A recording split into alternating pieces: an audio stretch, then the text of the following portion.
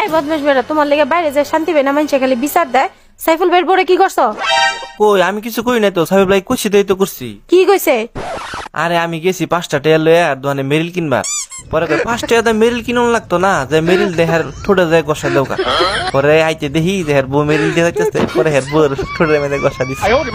শালার বুইড়া বেটা এখনো লুচ্চা মিরা গেল না। তোমার সমস্যাটা কি? সবসময় দেখি টেনশন নিয়ে থাকো, কিসের টেনশন করো আমারে বলো তো? টেনশন না করে উপায় আছে, একদিন তো সবাইরই মরে যেতে হবে, তাই না?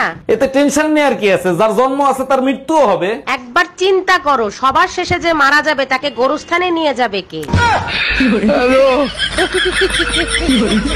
এই শোনো। হ্যাঁ বলো, শুনতেছি। আমি 4-5 দিনের জন্য বাবার বাড়ি যাচ্ছি, তুমি নিজের খেয়াল রেখো। এইসব কি বলো? তুমি জানো না তোমাকে স্যার আমি একটা দিন থাকতে পারি না? আচ্ছা ঠিক আছে, তাহলে আম্মাকে এখানে আসতে বলি। Bye bye, tata. কাকে বিশ্বাস করব? নিজের মা সকাল 8টায় ডাক দিয়ে বলে 10টা বাজে।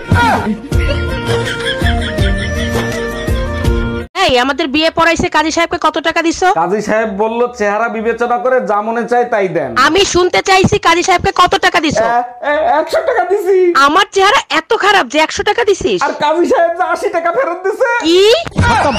ছেলের ডিমান্ডের কারণে আমার বোনের বিয়েটা আবার ভেঙে গেল। এই যৌতুকের কারণে কত মেয়ের জীবন যে নষ্ট হইলো। আরে ছেলে তো কোনো যৌতুক চায় নাই। বলো কি? তাইলে কি চাইছে? আমার বোন যে ফোন ব্যবহার করতো আর মোবাইল সিম। এই তোমার ল্যাংড়া আম আনতে বলছিলাম, ওগুলো কি আম নিয়ে আসছো? তুমি কি আম চেনো? ভালো করে দেখো, ওগুলো সব ল্যাংড়া আমি। আচ্ছা ঠিক আছে, আমি ল্যাংড়া আম চিনি না। তুমি কি করে বুঝলা যে ওগুলো ল্যাংড়া আম? ল্যাংড়া বলেই তো ভ্যানে করে নিয়ে যাচ্ছিল, তখনই বুঝলাম ওগুলো ল্যাংড়া আম। ও বেদা, তোর জামাই দে সেরিগো সেন্ডের গন্ধ আইকা। অমাতারি তুই কও কি? মুই দুনিয়াতে তোরে ছাড়া কাউরে চিনি? ও মনু, তুই কি কানারে হাইকোর্ট দেখাও? পাশের বাড়ির ভাবি ঈদের কোলাকুলি করা শিখাইছে। আইস গো তোরে তো মুই খাইছি। গরমে মানুষ বাসে না, ফ্যান বন্ধ করে রাখছো কেন? কি হয়েছে তোমার? যাতে নাক ঘামে, নাক ঘামলে স্বামীর ভালোবাসা পাওয়া যায়। স্বামীর ভালোবাসা পাইতে নাক ঘামানোও লাগে না, ঠোঁট লাল করাও লাগে না, সুপার না চালাইলেই হয়। ওটা আমাকে দিয়ে হবে না, তুমি ফ্যান ছেড়ে দাও। আমি इसका पति है। ভাই বাড়ি তো অনেক সুন্দর বানাইছেন, উপরে ফিটফার ভিতরে সদরঘাট নাকি? না ভাবি, ভিতরের রুমগুলোতে অনেক সুন্দর সিস্টেম করা আছে। বলেন কি? তাই নাকি? তা কি সিস্টেম করা আছে? একজন রুমের ভিতরে ঢুকলে লাইট অন হয়ে যায় আর দুইজন ভিতরে ঢুকলে লাইট অফ হয়ে যায়। আসেন আপনারা দেখাই নিয়ে আসি। এই যে দেখো, এক কবি লিখছে যে পুরুষদেরও কথা বলার অধিকার থাকা উচিত। তুমি নিজেই ভাবো, সেই বেচারাও শুধু লিখতেই পারছে। ভাই এত সকাল সকাল কই যাচ্ছেন? ভাবি বাইকে তেল ভরতে যাচ্ছি, ভাইয়ের হেলমেটটা একটু দেন তো। এইটা সরকার ভালো কাজ করছে, হেলমেট ছাড়া তেল দেবে না। আমিও সিদ্ধান্ত নিছি, কাল থেকে ব্লাউজের দোকান দেবো। এই আমি বাইরে যাচ্ছি, তোমার সুই সুতা কিছু লাগবে নাকি? দর্জির কাজ করতে আর ভাল লাগে না। এই শোনো, পাশের বাড়ির নতুন ভাবির নাম্বারটা একটু নিয়ে আসো তো। আরে ওনার নাম্বার তো আমার মুখস্থ, লেখো কোমর 32 সিনা 36। আমি ভাবির মোবাইল নাম্বার আনতে বলছি। Bye bye, tata, good bye, Gaya.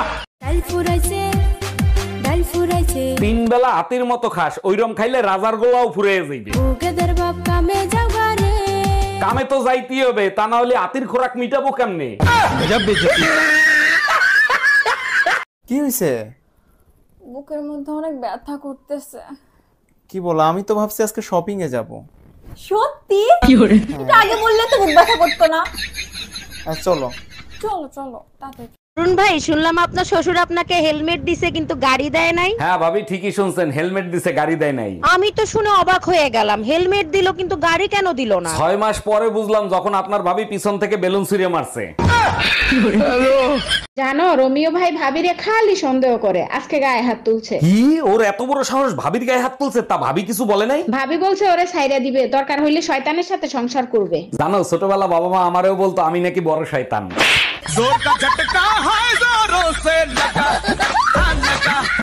তুমি মানুষ না, তুমি একটা পশু। মাঝে মাঝে তুমি আমার সাথে জানোয়ারের মতো ব্যবহার করো। থামো!